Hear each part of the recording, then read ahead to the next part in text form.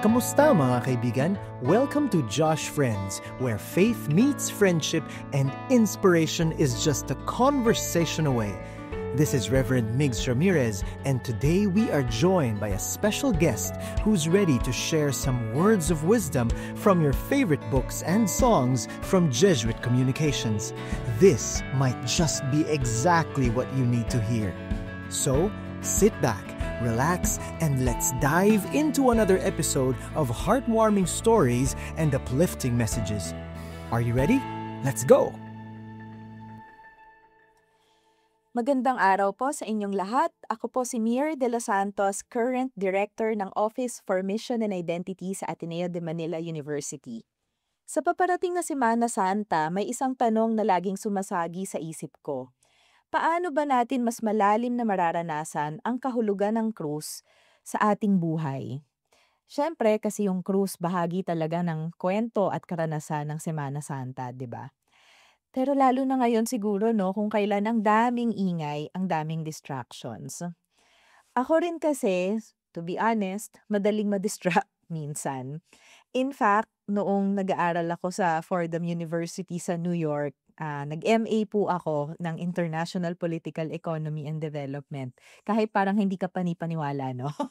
Pero nung time na yon may mga panahong distracted ako dahil nalulungkot ako.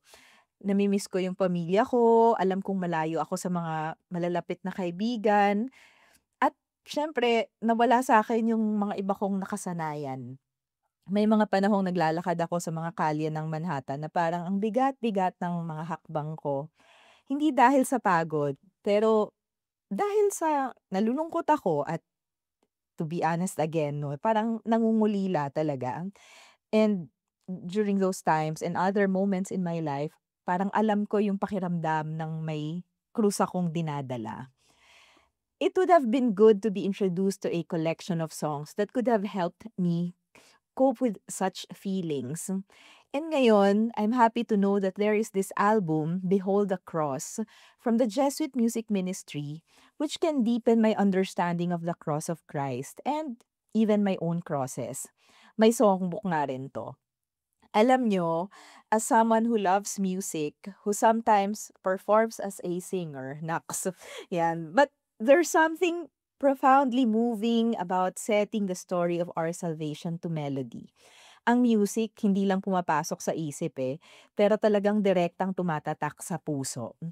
Sa Behold the Cross album, makikita natin ang traditional hymns and newly composed songs na ginawa specifically para sa Holy Week services, mula Palm Sunday hanggang Good Friday. Bawat kanta, isang imbitasyon para sa mas malalim na karanasan ng mga misteryo ng ating pananampalataya. And one of the most beautiful aspects of this collection for me is that it bridges the gap between the traditional and the contemporary. Kapag nagsisilbi or rumarakit akong OD, Organization Development, and Leadership Consultant, minsan, nare-realize ko kung gaano kahirap i-navigate ang tension between honoring tradition and embracing innovation.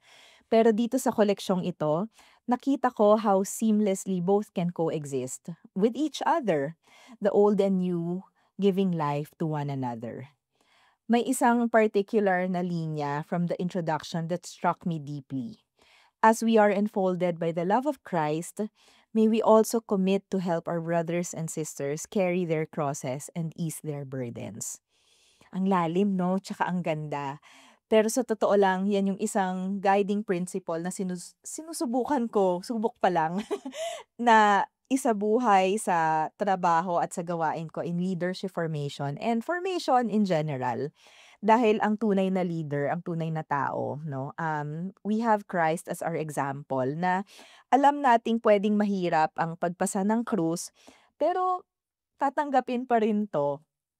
Hindi tayo takot magsakripisyo para sa iba.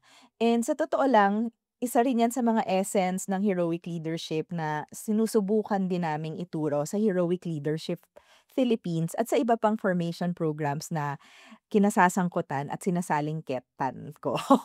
Not because we just want people to go through pain, yung bang pain na parang wala lang or para lang parusahan yung sarili mo, no? Pero kasi may biyaya yung mga ganyang karanasan. At sa totoo lang, mayroon tayong Diyos na hindi naman tayo pababayaan kahit kailan.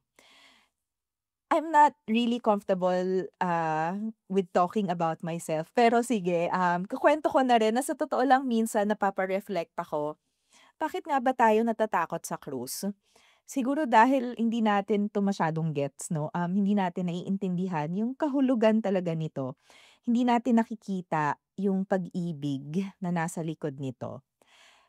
The songs in this collection, might help us see that love. They may make tangible the greatest love story ever told. A God who loves us so much that He was willing to die for us. And sa totoo lang, nagta-try akong malasakit, mag-alaga, magmahal ng mga stray cats. Hindi sila madali minsan 'no, pero kadalasan dun sa hindi madali sa pag-aalaga sa kanila, nakikita ko doon yung ano bang ibig sabihin ng unconditional love na ipinapakita sa atin ni Jesus. I'm sure yung kay Jesus 'no, parang times 1,000,000 pa.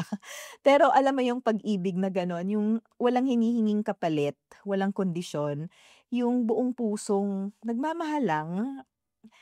Sa mga araw na ito ng paghahanda para sa Kwaresma, may I please invite you to allow yourself to be drawn to the cross.